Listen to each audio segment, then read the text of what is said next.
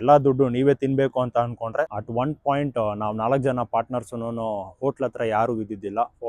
ಫುಲ್ಲಾಗಿ ಕಂಪ್ಲೀಟಾಗಿ ಆಟೋಮೇಟ್ ಮಾಡಿದ್ವಿ. ಇದು ಕೆಲವೊಬ್ರು ಹೇಳ್ತಾರೆ ನೀವು ಮಾಡ್ದಿಲ್ದಿರೋದು ಎಲ್ಲ ನೀವು ಬಂದು ಹೇಳಬೇಡಿ ಅಂತ ಹೇಳ್ತಾರೆ. ಅದಕ್ಕೋಸ್ಕರ ಹೇಳ್ತಾ ಇರೋದು, ಸಜೆಷನ್ ಕೊಡ್ತಾ ಇರೋದು. ನಾವು ಆಲ್ರೆಡಿ ಆಟೋಮೇಷನ್ ಸಕ್ಸಸ್ಫುಲ್ಲಾಗಿ ಮಾಡಿದ್ವಿ. Unfortunately we had to shut down our ಈಕೋದನ್ನೇ ಬಿರಿಯಾನಿ ಬಿಸ್ನೆಸ್. ರೀಸ್ಟಾರ್ಟ್ ಮಾಡ್ತೀವಿ. ಎಲ್ಲ ಬಿಸ್ನೆಸ್ಗೂ ಒಂದು ಡೌನ್ಫಾಲ್ ಇದ್ದೇ ಇರುತ್ತೆ ಅಂತ ನಾವು ಅಂದ್ಕೊಂಡಿದ್ದೀವಿ. ತಿರ್ಗಾ ಸ್ಟಾರ್ಟ್ ಮಾಡೋಣ, ತಿರ್ಗಾ ದೊಡ್ಡದಾಗಿ ಮಾಡಬೇಕು ಅಂತ ಪ್ಲ್ಯಾನ್ ಮಾಡಿರೋದು. ಆ್ಯಂಡ್ ಸಜೆಷನ್ ತೊಗೊಳೋದು ಬಿಡೋದು ನಿಮಗೆ ಬಿಟ್ಟಿರೋದು. ಇದು ಆಲ್ರೆಡಿ ಬಿಸ್ನೆಸ್ ಮಾಡ್ತಾ ಇರೋರಿಗೆ, ಆಮೇಲೆ ಹಂಗೆ ಹೊಸದಾಗಿ ಯಾರು ಬಿಸ್ನೆಸ್ಸಲ್ಲಿ ಇಳಿತಾ ಇದ್ದಾರೆ, ಫುಡ್ ಬಿಸ್ನೆಸ್ ಆಗಿರ್ಬೋದು, ಯಾವುದೇ ಬಿಸ್ನೆಸ್ ಆಗಿರ್ಬೋದು, ಒಂದು ಸರ್ಟನ್ ಪೀರಿಯಡ್ ಆಫ್ ಟೈಮ್ವರೆಗೂ ನೀವು ಮಾಡಬೇಕು. ಅದಾದಮೇಲೆ ನೀವು ಆಟೋಮೇಷನ್ ಮಾಡಲೇಬೇಕು. ಎಲ್ಲ ದುಡ್ಡು ನೀವೇ ತಿನ್ನಬೇಕು ಅಂತ ಅಂದ್ಕೊಂಡ್ರೆ ಸ್ಟ್ರೆಸ್ಸು ಎಲ್ಲನೂ ಬರುತ್ತೆ. ಸ್ವಲ್ಪ ಹಂಚ್ಕೊಂಡು ತಿನ್ನಬೇಕು ಅಂತ ಪ್ಲ್ಯಾನ್ ಮಾಡ್ಕೊಳ್ಳಿ.